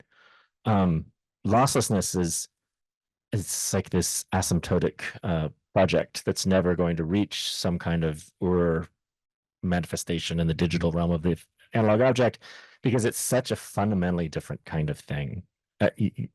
It's because carriers break down, and because there's so many economic architectures around the preservation and display of like an old thing, right? An old video disc or an old 35 millimeter film, that as we progress in the future, we have to continually try to outpace the economics and infrastructure to make this thing accessible.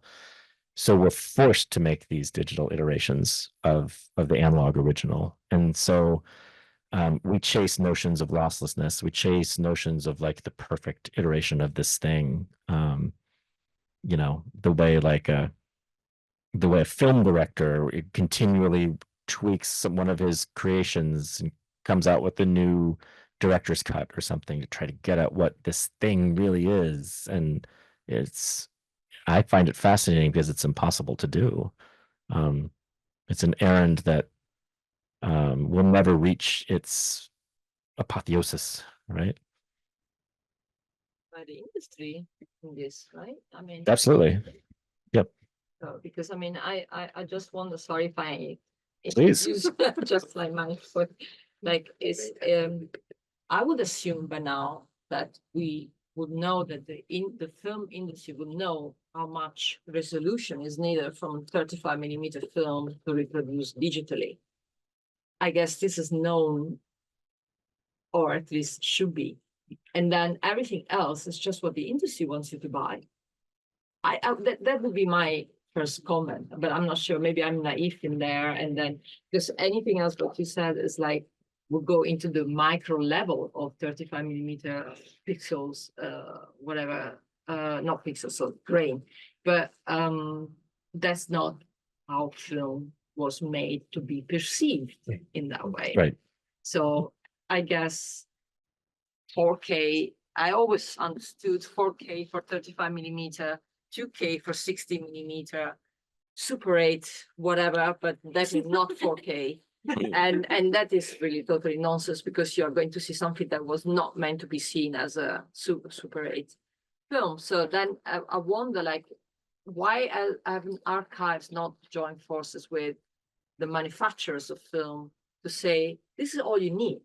You don't need to develop anything further than a 4K or this, because anything else would make film look different from what it was. But I'm not sure that's my just like. Yeah, before we answer, I think we have to also make it clear to people in the chat at Zoom. So I would so briefly repeat Simona's question, I think. So the first point was being about industry. It seems to me also that the media industry, people who cares more about production, they are still trying to sell us something by framing it as a technologically more accurate or higher fidelity digitization, right? And I think the question from Simona has to do with the notion that shouldn't there be a more, let's say, cooperative relation between production and preservation? And I think that's really the issue at stake here, because the production is going so fast that the preservation would always has to be the one who try to catch up. Although for us who care so much about the materiality of films, we realize that we actually don't need that much progress, right? We actually just, it's good as it is, or there's a certain limit to how good the quality can get. And I think that's what Simona was asking about.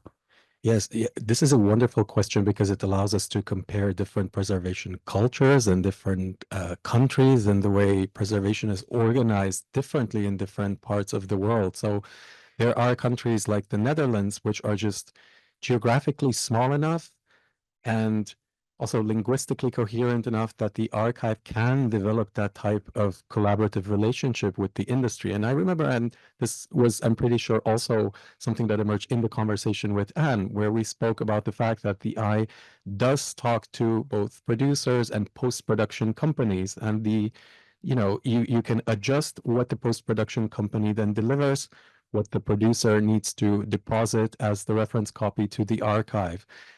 So to a large degree, in some countries, this actually works because you also have institutions like a film fund that is very central to the industry, and the film fund can say, can tell the producer, you're only going to get money if you deposit the copy, and these are the technical specifications for how the copy needs to look like. So there are instances of this very close coordination in terms of very technical details, resolution, etc. That would be much more difficult in the United States, simply because it's geographically much larger. It has a much more diverse production culture that is commercial.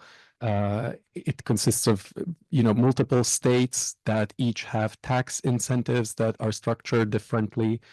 So that kind of consolidation just wouldn't work there for various reasons, from geographic to business related to the structure of the industry. At the same time, there's another fundamental distinction, which is that the film and broadcast industry is very future and forward oriented, because they sell entertainment, which means they sell spectacle. So they have an economic incentive to produce things that are visually or technologically spectacular, that are different from the past, whereas an archive is oriented towards the past, or at least towards the objects that are there right now. Those are the ones that it needs to preserve. And I think it's this fundamental contradiction that to some degree makes it quite difficult to really find a consensus between what the industry is doing.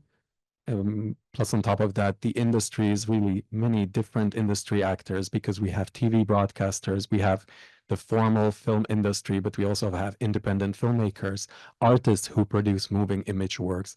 All of them have a slightly different logic in terms of the types of technology that they're using, the aesthetics that they are going for. So even if we simplify and talk in abstract terms about industry versus archive, right, the industry also has different pockets that behave according to different logics.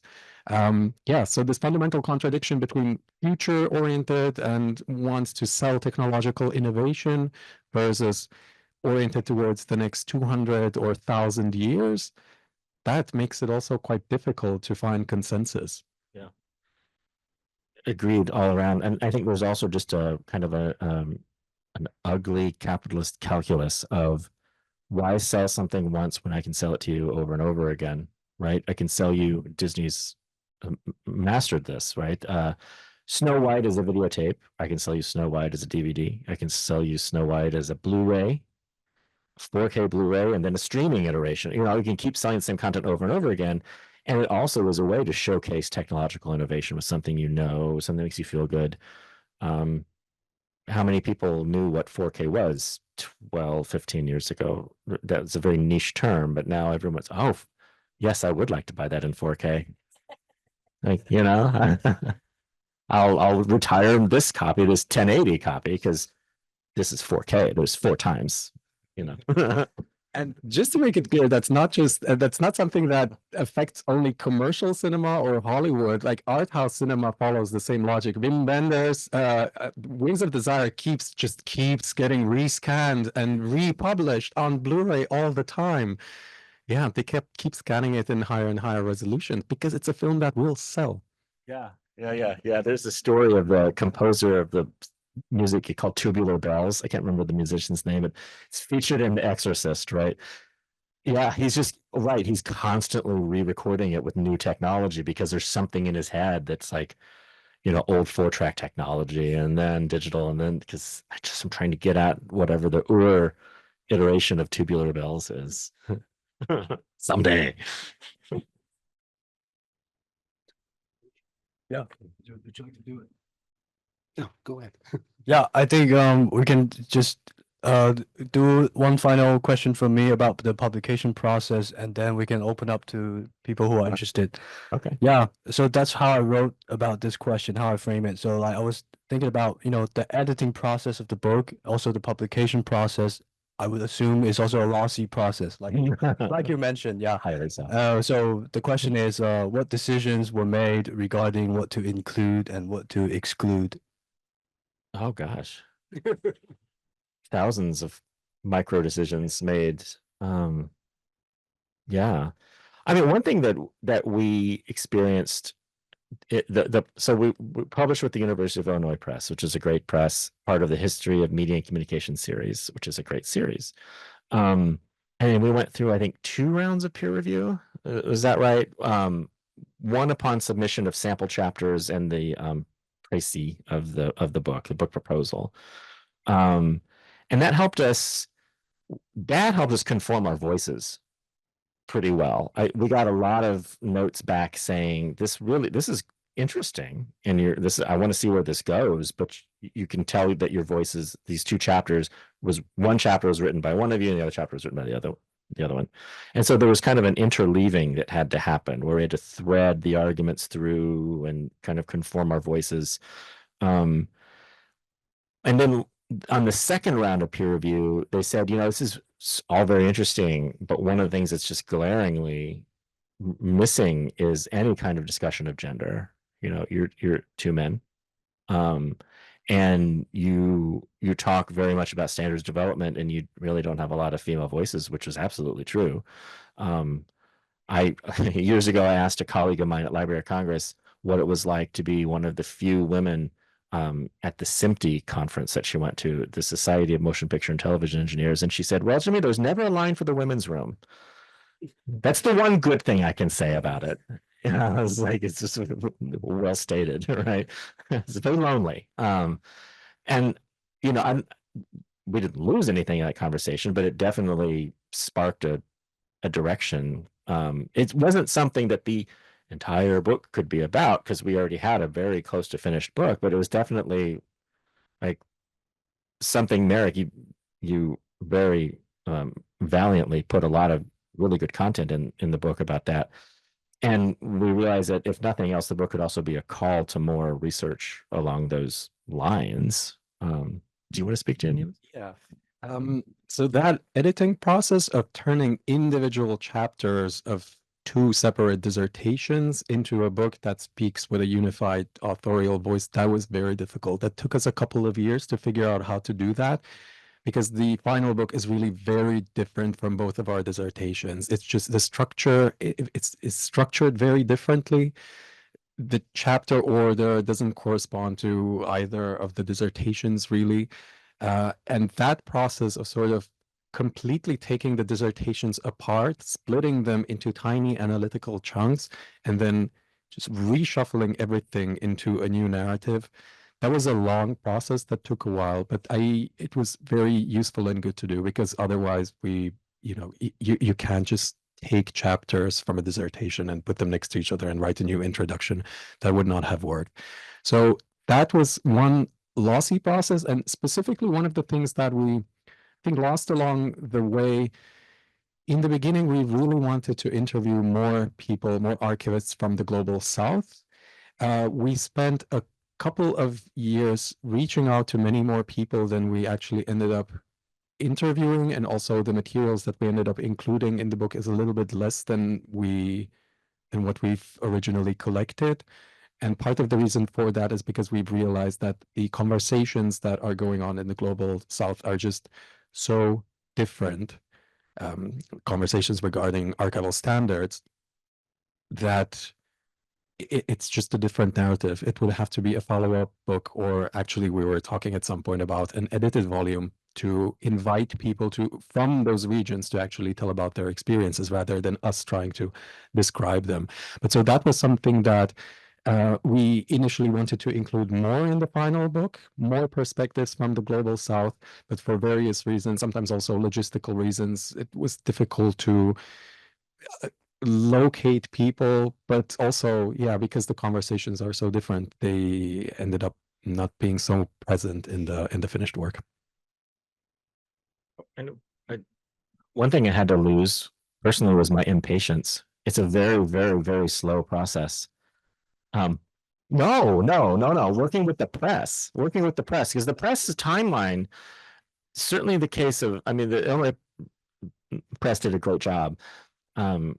But they're so resource and staff constrained that things took a really necessarily long time. So one of the things Marek, you showed with me recently was there in the FIAF journal, there was a, is it Redo Cromer wrote a piece yesterday about our book, which is very nice. He's such a sweetie. But one of the things he notes is, some of these interviews are getting a little long in the tooth. They're from like 2017, 2018. A lot has happened since then. And it grieves me to say it's absolutely true. And some part of this is just the publication timeline. It just takes years to see a book, a monograph go to print. There's any number of things that once it comes out, you're like, oh man, if we'd only waited, or oh, I wish I'd known about that thing. So that's just, I don't know if that's loss exactly, but it's, you fix the book, it's a fixed point in time, and then you just hope that people have dialogue with it, and it grows and creates something bigger.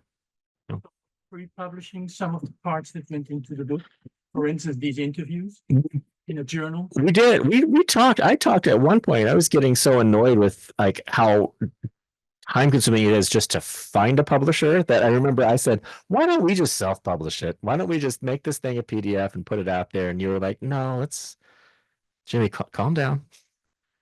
You Americans, so impatient. Let's just wait a second. And he was right. He was right to do it. But we did think about it very briefly. Like maybe that's the way to get it out sooner. I was just kind of worried that the MXF stuff would kind of cool and it wouldn't feel current, but it still landed at a really good time, in 2025. We're very fortunate in that. Or that someone would, you're always a little worried when you get this far in some kind of research project that someone else is going to get to it before you do. They're going to write the book about this thing and you're going to be like, whoops. But we got lucky. Thanks. I think we can open up to the audience. Anyone want to throw a question? Anyone? Is it possible to get the mic? I can. Yeah. Then you can project. It's okay. No, you can hold it back towards the audience because I think it's fun. No. Okay. Okay. This one is. This one is long enough. Okay. Well, thank you for getting up for me and everything. Wow. Well, thank you both for being here. This has been really interesting. My question is mostly about the long-term sustainability of this sort of like codec container format, because you're talking on the scale of, you said 200, 1,000 years. And one of the things we've been talking about and with the PMP program in our classes is the idea that increased capacity just leads to increased storage volumes, in that, like, the Devon's paradox of faster processing means more content, means ultimately you're still using more resources. And I really just fundamentally, I don't know where things are headed in terms of formats and storage and volume, in terms of like how we'll be able to maintain these digital repositories 200, 1,000 years in the future. And I was wondering if you found anything interesting in your research about that. It's an excellent question. I don't know that I've found much in my research. When I worked at Library of Congress, we talked about digitization, digital preservation as it's a relay race, right? It's not a marathon. Thinking horizons over about 50 years it's almost impossible to project. The best that we can do is gather together what metadata we can, digitize at the highest quality we feel is necessary for the object, and have good documentation for passing it on to the next generation. I think that's probably the best I've come up with. What about you, Marek? You're starting to see it at discussions. I remember the annual conference a couple of years ago, I think 2 years ago, where there was a lot of discussion about the sustainability of standards, exactly what you're asking about. And this notion was circulated both by the presenters and the audience that there are contexts where we don't need a perfect standard, we don't need perfect storage and perfect digitization. Good enough is good enough, right? So, and we've seen that also with the examples of preservation projects going on in Africa, where they don't choose a lossless format. They preserve in a lossy format because it works. Plus also they have funding for 3 years and they have a lot of material to digitize. So they don't have the time to figure out, to buy new machines, to buy a new scanner, to figure out new workflows of how to use them. They just need to get going because this stuff is falling apart. It needs to be digitized quickly. And it's a format that works in a resolution that is good enough for posterity, right? So it's that very pragmatic approach to archiving that you are starting to see as being much more accepted, I would say, internationally. This idea that sometimes there's just a hard limit and sometimes this resolution is enough. And I feel like that would have been sacrilegious in the debate 10, 15 years ago, and it's becoming a little bit more accepted. Obviously, also because of the environmental costs of storage, of cooling infrastructure, etc. So I do feel like we're starting to see a shift in how people talk about it and a greater acceptance of certain minimal forms or smaller forms, more pragmatic forms of art preservation. Yeah, absolutely. Becoming more accepted. Yeah, I think that's one of the things that we talk about in the book, but we haven't talked about much today, is that the carriers are breaking down so rapidly for analog originals, particularly magnetic tape.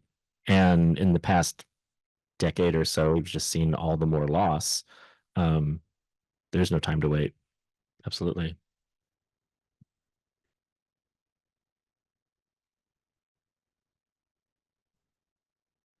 All the way from the back. Back. Can the mic go all the way to the back? Maybe we can just repeat the question. Sure. Yeah. Yeah. Or you stand on the stairs and I come to you. All right. Oh, Phil Donahue. This is great. Yeah. Hi. Well, thank you again for being here. It's been a really nice presentation. I had a question. I read the book introduction, and one thing that you mentioned is that it's the first time in history that this happens, that archives react back to what's happening. So it's not archives just following the industry developments. And I was wondering if you had thought, or if you developed in the book, what this means also in terms of film history, how people are gonna look back at this moment and say, okay, archives were playing a fundamental role in shaping the way in which film history was developing. Because we all the time think about archives as institutions of power that have, let's say, an active role in how history is preserved. And now it's maybe a step further in which archives are also leading the way into how things should be produced for them preservation. So I was wondering if you had any thoughts or reflections about this. This is very interesting. It is interesting that this lands at a time when film production is so potentially democratized too, right? I mean, it was very, very pricey to make a film even 30 years ago. And now with a device in your pocket, presumably you could do that. So I think there's a parallel there, Yeah. I mean, in terms of archives figuring out how to do things together, it's not the first initiative. Of course, in the 70s, you start seeing some movement towards standardizing the format of cataloging data across film archives. But this is really the first time that archives are facing the industry and saying, no, we're going to do a different format from what you guys are doing because it works better for us. That's a very new process. And I can very easily envision a future 30 years from now where people are going to be asking, why on earth were people using commercial closed sourced formats to preserve anything? That makes no sense. That's that's partly because of my position towards open source technology, which just seems like the logical step.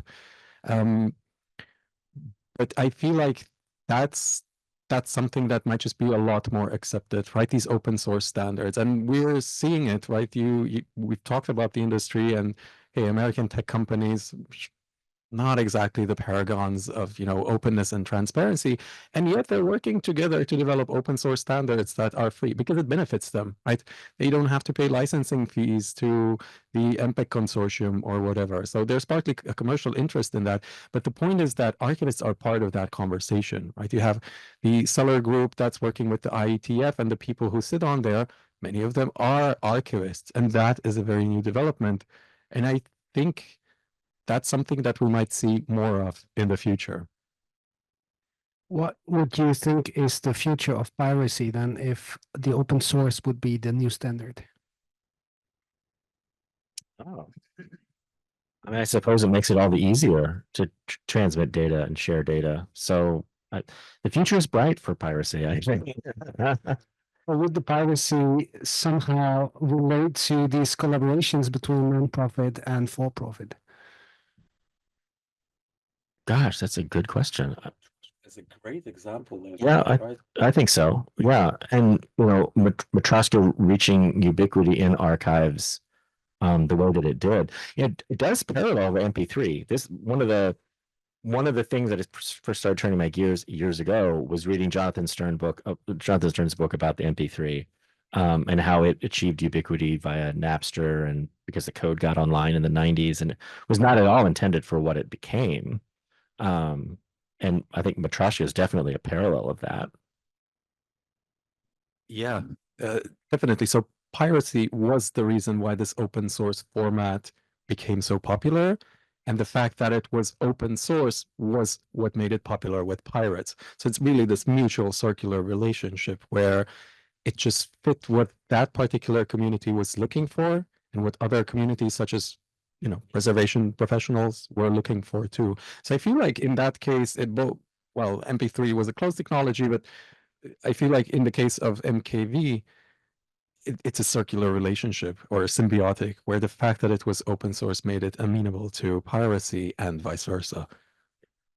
One of the things that I found really amusing, so when I interviewed James Snyder, the head video technician at Library of Congress a few years ago for the work, we were talking about path dependence, and we were talking about how the library can't just turn on a dime. It has to take a lot of factors into account. One of them being that, broadcasters like NBC, a very big broadcaster in the United States, has expressed preference for JPEG 2000 and MXF. And that's what they use when they pull stuff out of their archives and digitize it to broadcast.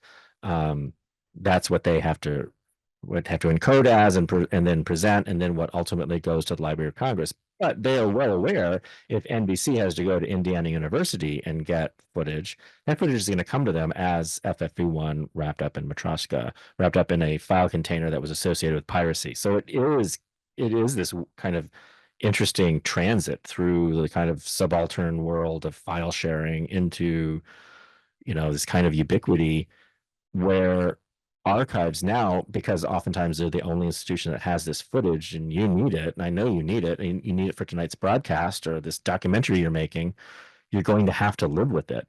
So one of the things that James Snyder said is that we're well aware that we can't tamp it down. These flows of technologies will come to us, they'll come to NBC, they'll come to Hollywood, et cetera, because that's what they're being used in these other institutions as well.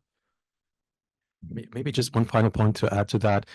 I think a lot of the outcome or the future in 10, 15 years time will also depend on what software and hardware manufacturers do. And this is one of the points that we make in the book, is that those actors, we don't really think of them as being part of the media industry very much, but they actually have an important role to play also in archival formats. And so I can envision a future where, Adobe or Apple develops a new video format that is more compression efficient and tries to push it via Final Cut or Premiere, but then the company makes a misstep.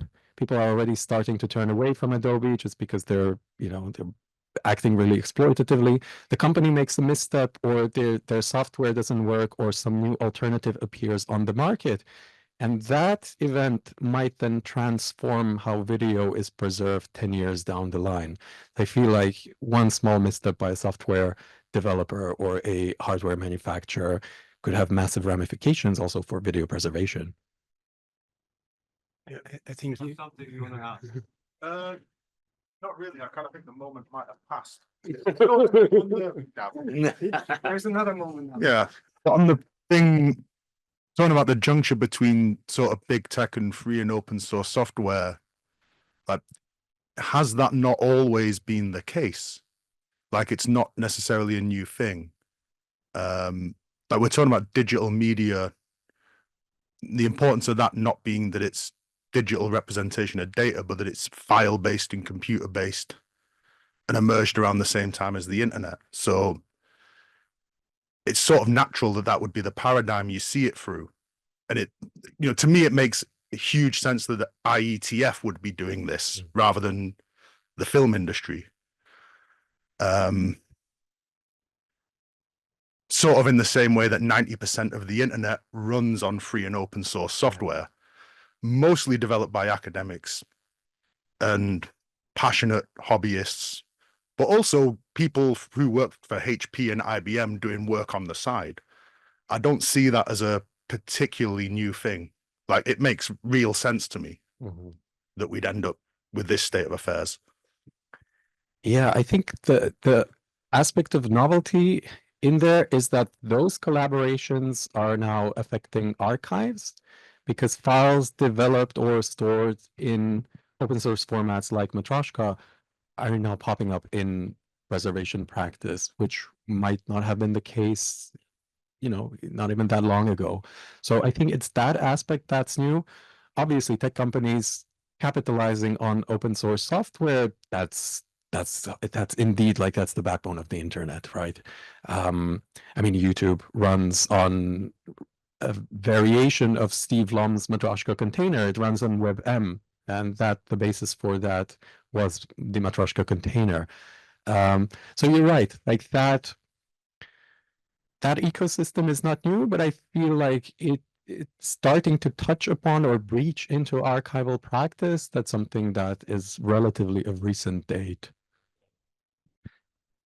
Yeah, and I think the American paradigm has so dominated media archives, which is to say, so much of the technologies that are developed and standardized in the United States, not exclusively, but largely by SMPTE and perhaps the ISO, are so built around production, because that's where the money was for a very long time. It's really only been in the past few decades that American production companies and broadcasters realize that there's value in old stuff, right? And mining the archives such that whatever was left, you know, and moldering tapes and stuff.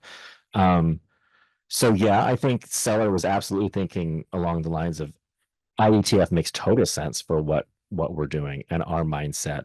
And it's a break from a mindset that was dominated by SMPTE, and to some extent ISO and MPEG, which were really thinking about making a movie, disseminating the movie, locking the movie into a technology or an ecology that is associated with cost, right? Buying the DVD player, the DVD is encoded region specific, etc., to really prevent piracy and close around this one production, this movie or this TV show.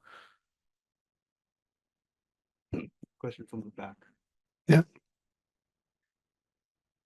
See any sort of relationship between this embracing of open standards, or previously private pirate standards, and thinking about the role of archives, or maybe I could say heritage institutions in general, ideas about access, especially access to collections that are preserved with public money. But I'm also thinking of openness more in general. I work in policy now, and for the past 10 years, digital heritage policy here has been very much focused on breaking down the walls between data silos that have been built up in the early years of digitization. Do you see any sort of relationship between those two? You want to restate the question? Yeah, so the question is about the relationship between piracy and open source standards and archives or institutions as well as policy. For a moment. Yeah, so again, we go back to the example of Matryoshka, which is useful to archives because it can store subtitle streams or captions, and that can also make it compliant with an archive's policy on accessibility, right? So we have this one example in the book where an archive, I think it was an archive in Canada, but it's also the case for the ADA, the Americans with Disabilities Act in the United States, where archives have a public mandate to store closed captioning data. And Matryoshka, because it's so good at storing different streams, and you can synchronize the closed captions because it can also store metadata, makes it perfect for that purpose of openness and accessibility. So sometimes, and this was specifically a motivator for many of the archives that we spoke to, Matryoshka, even though it's a pirate technology, the fact that it allows for, that it has this technological affordance of being able to contain multiple subtitles also makes it compliant with the public mandate of accessibility that an archive has. So again, there you see this parallel where something that is useful to both pirates is useful to archivists as well, but then it is also a way for the archive to make its collection more accessible because it's just an easy way to include subtitles in the stream. So yes, indeed, there are quite a few instances where the open source of the format or the fact that it has certain technological features indirectly also translates into making it more accessible to people who use the collection. Sorry to intervene, but I think the tension might be also in terms of policy. Let's say, especially if you have state-supported archives, and then where the policy creates a tension with the practice that is, let's say, illegal. Oh, sure. Yeah, I mean, so back in 2010, 2011, when I was working at Library of Congress, I was writing pages for our digital format sustainability website. And I wanted to write something about FFV1, and I wanted to write something about Matryoshka. And I was looking for institutions that had adopted them. And the one that I could find that was at scale was the Vancouver Archives in Canada. And we contacted them and said, why are you using this encoding when no one else is? Because you're really using it at a large scale. So it's quite a daring investment of resources when you don't know how long or if anyone else is going to follow you, right? And they said that one of the reasons they chose it is they have a mandate, a federal mandate that was national mandate that was you have to employ open standards everywhere you can when you preserve things digitally, and that was all they could find. So they were really ahead of the curve because they had to be. If there's any questions in the chat, maybe? No. Okay. No, okay. If there's there.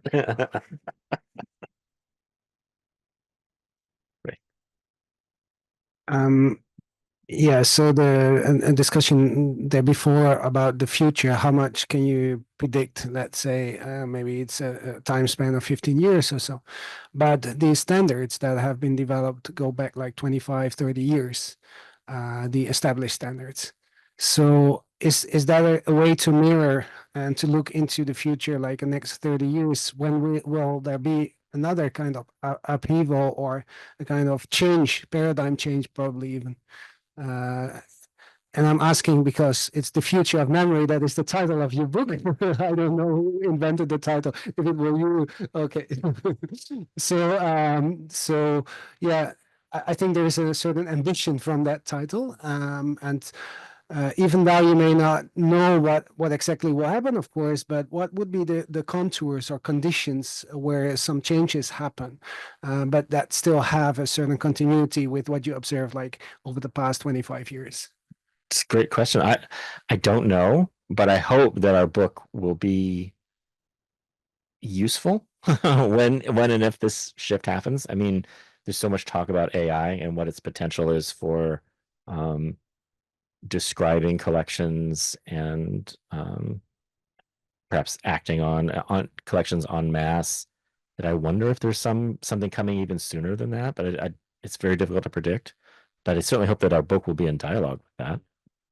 Yeah, I think it was in the interview with James Snyder where he mentions that in comparison to the IEC or the ISO or the SMPTE, the standardization process at the IETF is just moving ahead at lightning speed. Like the way the specification gets updated is much, much faster than what would be able or what would ever happen at the SMPTE. So there you're already seeing a sort of acceleration of the standardization process itself, just by the fact that it's being done at a different standards body, where meaningful and momentous changes might happen much faster than 15 years. There might be another new format standard that enters, or another format that enters standardization much sooner than that, like Jimmy mentioned. And then the other much broader cultural shift that I think we were observing, which we don't mention so much in the book, but I think there's a sort of generalizability to what's happening in this triangle between industry, standards bodies, and archives to completely different technological areas where, for instance, messaging applications like WhatsApp or Telegram, there you also see a kind of cultural shift away from standards and standardized protocols that are sanctioned by large international bodies, where software developers or app developers are saying, I don't really care about the ISO anymore, whatever. We're just going to develop our own standard because it works. So there is, a parallel happening not just in the realm of audiovisual preservation, but there seems to be a gradual shift away from these large international organizations like the UN. And this has cultural reasons, but obviously also political reasons, isolationism, China emerging as a massive technological superpower and being traditionally oriented towards its own technology. So China is developing its own compression formats, its own storage formats, its own digital broadcasting formats, and international organizations have to deal with that somehow. Hardware manufacturers have to deal with that too, because they, instead of just supporting one global standard for digital television, they need to support three, because Europe wants to have its DVB and the United States wants to have ATSC and China wants to have its own thing also. So what you're seeing is this kind of fragmentation and a very slow abandoning of what were previously accepted guardians of international standards. So I think based on that process that we are starting to observe, you could try to extrapolate in the future and perhaps anticipate a future where there are many more competing standards than what we see now, or actually technologies that are not standardized at all. Yeah, the United States is on this precipice. So we're running, I think it's ATSC 1.0, I think, and then I think 3.0 is supposed to come out, and it will, if I'm getting this right, it'll render a lot of our televisions unable to pull signals down from over-the-air broadcast, which is going to really affect people who don't have access to streaming. And there's still a lot of people across our country that get their news and entertainment and stuff over the air. So it's going to close off, has the potential to close off access. Yeah. In your book, you speak about standards as boundary objects. So these become literal boundary objects, and even following geopolitical boundaries. Yeah, very much so. I mean, we thought about them as like, boundary objects are these things that have different meanings to different people, and sometimes they translate or transmit over those boundaries. But yeah, it's interesting to kind of think about what you were saying, Marek, that this openness could lead to boundaries between regions of the planet, right? That the Chinese are making their own standards and making those changes here and here and here. Then we're going to have real translation errors between, or potential for not translating between these places. So yeah, sure. Ronaldo Uribe asks, would you like to expand a bit on the implications of this great work? for collections outside the big archives and halfway towards the pirates. Smaller institutions with tiny specialized collections, citizen archivists with a few hundreds or thousands of tapes or discs. Are they also running out of time as quickly? And is lossless open source also the way in the midterm for these kinds of collections? I would say yes. I would say, again, I think the future is potentially bright for smaller institutions because, one of the things that we talk about in the book is that when you've got open specifications, you can create and disseminate tools for working with materials made to these standards, right? So Matroska and FFV1. And so because those standard specifications are open and they're not behind paywalls, I think there's a great potential for smaller and medium-sized institutions for preserving their content and making their content accessible. I agree in principle. I think one of the important things that open source technology needs in order to be applicable in these kinds of contexts is also be user-friendly, right? So you might have archives where the people know the collection, the analog collection very well, but they don't have coding skills, or just seeing a terminal or, coding in Python might be quite a hurdle because you need some sort of expertise for that. You need to be a little bit versed with code. And so that could be a hurdle. So even for open source technology, although I do think it is the way forward, it would have to have a nice interface, just a graphical interface so that it's easy to use. But you are seeing new tools. I mean, there's Handbrake, which is this application used for transcoding video, which is quite easy to use. And as of just a couple of months ago, I think it was last year, where FFV1 MKV became a preset in Handbrake. So you can now directly export video files in that open source format. Handbrake itself is open source, so the entire pipeline is basically open source and it's quite user friendly. But that user friendliness, I think, is a key aspect of accessibility and adoption.